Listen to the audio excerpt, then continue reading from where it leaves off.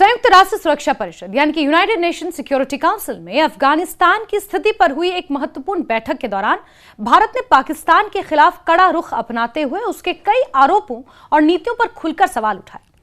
संयुक्त राष्ट्र में भारत की स्थायी प्रतिनिधि राजदूत हरीश पर्वतनेनी ने पाकिस्तान द्वारा इस्तेमाल किए जा रहे शब्द फितना अल हिंदुस्तान को लेकर गंभीर आपत्ति जताई और कहा कि यह केवल एक शब्द नहीं है बल्कि भारत के खिलाफ चलाए जा रहे एक बड़े दुष्प्रचार अभियान का हिस्सा है।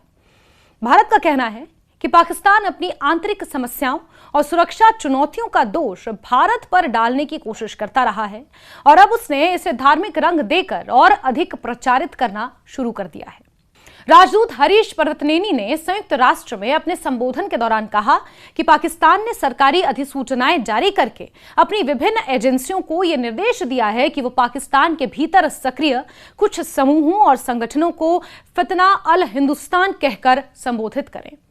भारत का मानना है कि यह केवल एक नामकरण नहीं बल्कि इसके पीछे एक सुनियोजित राजनीतिक और वैचारिक उद्देश्य छिपा हुआ है। भारत के अनुसार पाकिस्तान इस शब्द का इस्तेमाल करके यह संदेश देने की कोशिश कर रहा है कि उसके यहां जो भी अशांति या हिंसा हो रही है उसके पीछे भारत का हाथ है। हालांकि इन आरोपों के समर्थन में पाकिस्तान कोई ठोस या विश्वसनीय सबूत पेश कर नहीं पाया। भारत ने स्पष्ट शब्दों में कहा कि यह पूरी कवायद धार्मिक शब्दावली में लिपटा हुआ एक सरकारी दुष्प्रचार अभियान है। इसका उद्देश्य लोगों की भावनाओं को प्रभावित करना और एक विशेष धारणा बनाना है। भारत का यह भी कहना है कि पाकिस्तान अपने नागरिकों के सामने एक ऐसा माहौल तैयार करना चाहता है जिसमें भारत को स्थायी दुश्मन के रूप में प्रस्तुत किया जाए। इससे वहां की जनता का ध्यान देश के अंदर मौजूद आर्थिक, राजनीतिक और सामाजिक समस्याओं से हटाया जा सकता है और पाकिस्तान की हमेशा से यह रणनीति रही है।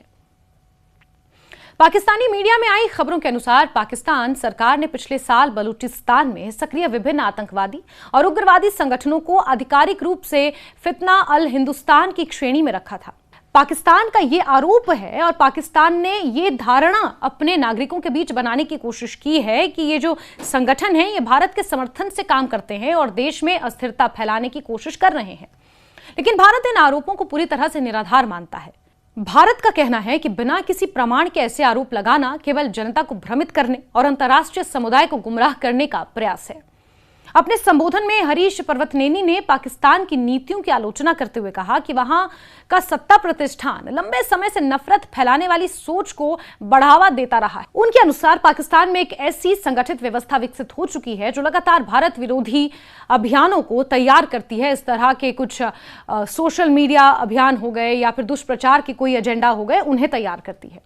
इस व्यवस्था का मुख्य उद्देश्य जनता को यह विश्वास दिलाना है कि देश की अधिकांश समस्याओं के पीछे भारत जिम्मेदार है।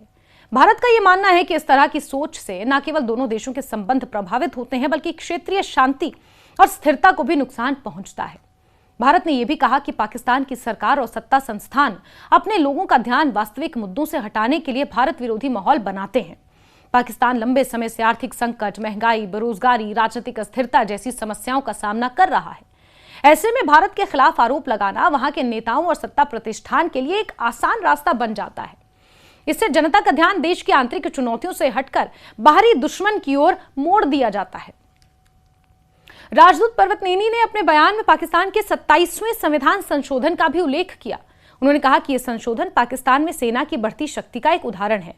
भारत का मत है कि संशोधन के माध्यम से सेना का प्रभाव और ज्यादा मजबूत होगा और पाकिस्तान के बारे में यूं भी एक धारणा है कि पाकिस्तान में सत्ता सिर्फ सेना ही चलाती है, अंतिम निर्णय सेना द्वारा लिए जाते हैं। पाकिस्तान की संसद द्वारा पारित इस संशोधन के तहत चीफ ऑफ डिफेंस फोर्सेज यानी CDF का नया पद बनाया गया है। बाद में फील्ड मार्शल आसिम मुनीर को इसी पद पर नियुक्त भी कर दिया गया। और जब बहुत सारे डिप्लोमेटिक पदों पर रिश्ते निभाने की बात आती है तो पाकिस्तान के प्रधानमंत्री की जगह आप फील्ड मार्शल आसिम मुनीर को ज्यादा पाते हैं। भारत ने इसी घटनाक्रम को, इसी संशोधन को पाकिस्तान की लोकतांत्रिक व्यवस्था के लिए चिंता का विषय बताया और यह कहा कि इससे संकेत मिलता है कि वहां सैन्य संस्थानों का प्रभाव लगातार बढ़ रहा है। संयुक्त राष्ट्र में भारत ने केवल फितना अल हिंदुस्तान के मुद्दे पर ही बात नहीं की बल्कि पाकिस्तान की सुरक्षा और सैन्य नीतियों पर भी गंभीर सवाल उठाए। विशेष रूप से अफगानिस्तान के खिलाफ पाकिस्तान द्वारा किए गए सैन्य हवाई हमलों की भारत ने कड़ी आलोचना की। भारत का कहना है कि किसी भी देश को आतंकवाद विरोधी कार्रवाई के नाम पर निर्दोष नागरिकों को नुकसान पहुंचाने का अधिकार नहीं है। हरीश पर्वतनेनी ने अपने संबोधन में कहा कि किसी सैन्य अभियान को आतंकवाद विरोधी कार्रवाई का नाम देने भर से उससे होने वाले नुकसान और अपराध समाप्त नहीं हो जाते। यदि किसी कार्रवाई में आम नागरिक मारे जाते हैं, बच्चे अनाथ हो जाते हैं और परिवार तबाह हो जाते हैं तो उसे उचित नहीं ठहराया जा सकता। उन्होंने कहा कि निर्दोष लोगों की हत्या किसी भी स्थिति में स्वीकार्य नहीं है और अंतर्राष्ट्रीय कानून भी इसकी अनुमति नहीं देता। भारत ने पाकिस्तान के उन हवाई हमलों का विशेष रूप से उल्लेख किया जो रमजान के पवित्र महीने के दौरान किए गए थे। भारत का कहना है कि एक ओर पाकिस्तान इस्लामी एकजुटता और धार्मिक मूल्यों की बात करता है, जबकि दूसरी ओर ऐसे समय में सैन्य कार्रवाइयां करता है जिसमें निर्दोष लोगों की जान चली जाती है। जिस तरह पाकिस्तान ने बलूचिस्तान प्रांत में हमले किए थे और कुछ निर्दोष महिलाएं और बच्चे मारे गए थे, उस वक्त रमजान का पवित्र महीना चल रहा था। भारत ने इसे दोहरे मापदंड और पाखंड का उदाहरण बताया। भारतीय प्रतिनिधि ने यह भी कहा कि पाकिस्तान अक्सर अपनी असफलताओं का दोष अपने पड़ोसियों पर डालता है, चाहे वो आंतरिक सुरक्षा की समस्या हो, आर्थिक संकट हो या राजनीतिक अस्थिरता। पाकिस्तान कई बार भारत को जिम्मेदार ठहराने की कोशिश करता है ताकि वहां की आवाम का ध्यान भटकाया जा सके। भारत का कहना है कि इस तरह के आरोपों से वास्तविक समस्याओं का समाधान नहीं होगा। इसके बजाय पाकिस्तान को अपनी खुद की चुनौतियों का सामना करना चाहिए और उनके समाधान के लिए ठोस कदम उठाने चाहिए।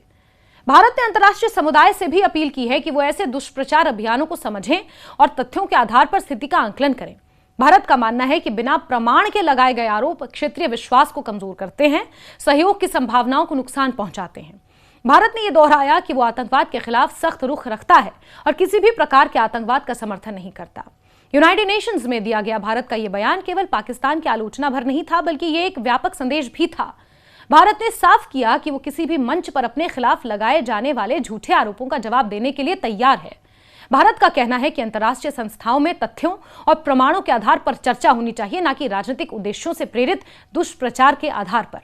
इस पूरे घटनाक्रम ने एक बार फिर भारत और पाकिस्तान के बीच मौजूद तनावपूर्ण संबंधों को सामने ला दिया।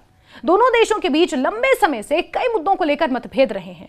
हालांकि भारत का कहना है कि संवाद और सहयोग का रास्ता तभी मजबूत हो सकता है जब आरोपों और दुष्प्रचार की राजनीति को छोड़कर वास्तविक समस्याओं पर ध्यान दिया जाए। भारत का यह भी मानना है कि दक्षिण एशिया जैसे महत्वपूर्ण क्षेत्र में शांति और स्थिरता के लिए आवश्यक है कि सभी देश जिम्मेदार व्यवहार करें। यदि कोई देश लगातार अपने पड़ोसी के खिलाफ नकारात्मक प्रचार करता है, बिना प्रमाण के आरोप लगाता है, तो इससे क्षेत्रीय सहयोग की संभावनाएं कमजोर होती हैं। भारत ने अपने वक्तव्य के माध्यम से यह संदेश दिया कि वो तथ्यों, पारदर्शिता, अंतर्राष्ट्रीय कानून के सम्मान में विश्वास रखता है। यूनाइटेड नेशन सिक्योरिटी काउंसिल में भारत द्वारा दिया गया यह बयान पाकिस्तान की नीतियों और आरोपों का स्पष्ट और कड़ा जवाब माना जाता रहा है। भारत ने फितना अल हिंदुस्तान जैसे शब्दों को एक सुनियोजित दुष्प्रचार अभियान का हिस्सा बताया और कहा कि इससे ना तो सच्चाई बदलेगी और ना ही अंतर्राष्ट्रीय समुदाय गुमराह होगा। भारत ने यह भी स्पष्ट किया कि आतंकवाद, क्षेत्रीय सुरक्षा और अंतर्राष्ट्रीय कानून जैसे गंभीर मुद्दों पर दुनिया का तथ्यों के आधार पर निर्णय लेना चाहिए।